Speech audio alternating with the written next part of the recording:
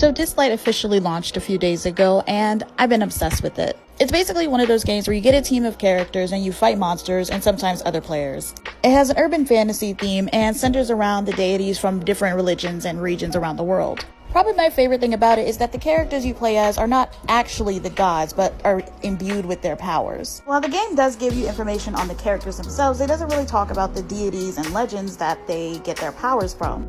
So because I look for any and every excuse in the book to talk about my hyperfixations, I thought I'd talk about all of the deities and legends that the characters have their powers from. That was weirdly worded. Let's start off with one of my mains, Hodor. Also, if I'm pronouncing their names wrong, please feel free to let me know in the comments. So Hodor is a blind god who is associated with night and darkness, and he has the unfortunate title of being the person that directly killed Baldur. For those playing at home, Baldur is essentially everyone's favorite. The basic gist of it is that Frigg went around to everything in the universe and asked it not to harm Baldur, and everything did, with one exception, the mistletoe. Now, depending on the version you're reading, it's either because she didn't think it was important enough to ask, or she didn't think it was old enough to swear to an oath like that. Regardless, Loki finds out that this is Baldur's one weakness, and so one day, while all of the gods are taking turns throwing stuff at Baldur just to see them fail at hurting him, Loki approaches Hodor with a spear made from mistletoe and basically helps him shoot it at Baldur, which ends up killing him.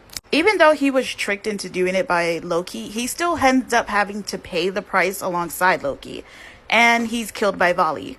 In the game, Hodor blesses Hall with his powers, and it's described that the two are very much alike. One, Hall is also blind, and two, he's also in the shadow of his older brother. There's also the fact that Hall apparently shot his own brother with an arrow, so yeah. Like for part 2. In honor of me finally getting Yeshua in the ripples, part 2 of this series is going to be dedicated to her. Specifically, her patron, Shao. Again, I apologize if I'm mispronouncing these names. A big shout out to these two lovely people who helped me out with Shao Siming's lore. Backstory? Oh my god.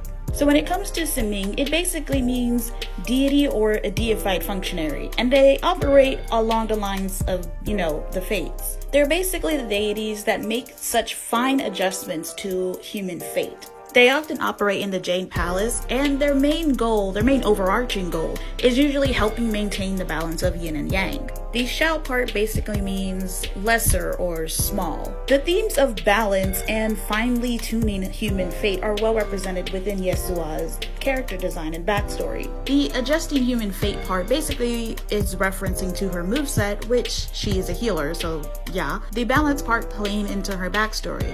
Scylla is a rich girl, comes from a rich family, but she's never described as a brat or greedy. She's always down to share the wealth. She also encourages seeing the beauty in life in spite of all of the suffering. It's nice to know that the unopposed best girl of Dislyte is legit best girl. No wonder so many servers turn into her cults. That, and she can only be attained through the ripples, so people kind of start praising her to try to get more ripples. The Dislyte community is fun and chaotic. When I was young, my mom used to play me a song on her banjo.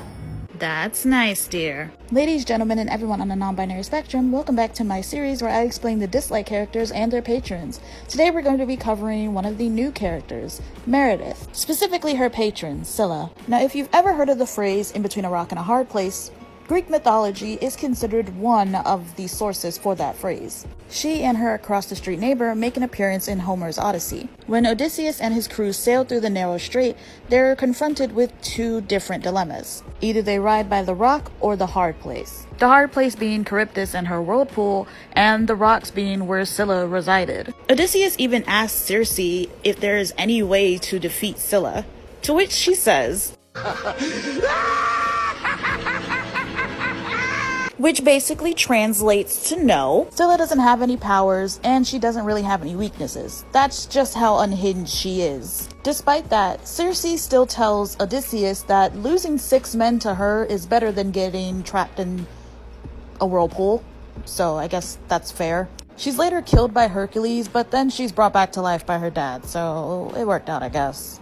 So I had this realization that I have covered almost every pantheon currently in Dislyte, aside from one. I've started on Norse, I've started Greek, and I've started Chinese, but I haven't even touched the Egyptian pantheon yet. So let's fix that with Benny and her patron, Bastet. First off, let's start off with her origins. Deku, get the fuck off this! There's still talk about which one actually came out though. In Egyptian culture, Bastet is considered the goddess of cats and the protector of the home. Because of how revered cats were in ancient Egypt, it should come to no surprise that Bastet was a pretty important figure in the religion. Many folks counted on cats to protect their crops from rodents and insects alike. You did good by the cats, she'll do good by you. When it comes to Benny, it's not hard to see how she relates to Bastet, especially early on in the story mode of the game. She's described as someone people in her neighborhood could just flock to because she's that warm of a person. In the game, she forms the gang Moon Eye because she wanted to protect people that fell through the cracks of the Esper Union's, protection. She's shown as someone who is willing to put her life on a line for her people. So the area where she and Moon Eye reside are essentially the home that she protects as Bastet's chosen, healing and protecting many of the people that were displaced when the miracle happened. She's honestly one of my favorite support characters because her shield is underrated in my opinion. But yeah, I hope you enjoyed this video and leave a comment about who you would like to see featured in the near future.